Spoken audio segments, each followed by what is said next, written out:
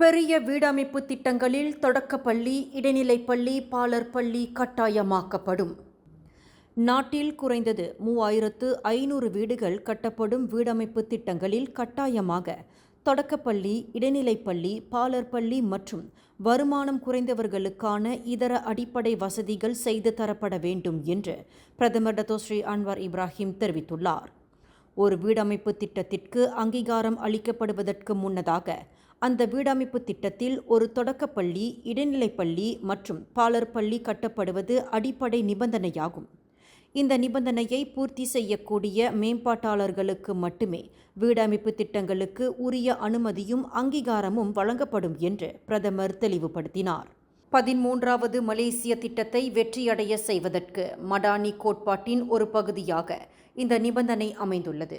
இதனை கட்டாய நிபந்தனையாக வீடமைப்பு ஊராட்சித்துறை அமைச்சும் ஊராட்சி மன்றங்களும் உறுதி செய்ய வேண்டும் என்று பிரதமர் வலியுறுத்தினார். இன்று கோலாலம்பூரில் செராஸ் பண்டார் தாசே பெர்மைசூரியில் அமான் மடானி வீடமைப்பு திட்டத்தின் அடிக்கல் நாட்டு விழாவை தொடக்கி வைத்து உரையாற்றுகையில் பிரதமர் மேற்கண்டவாறு கூறினார்.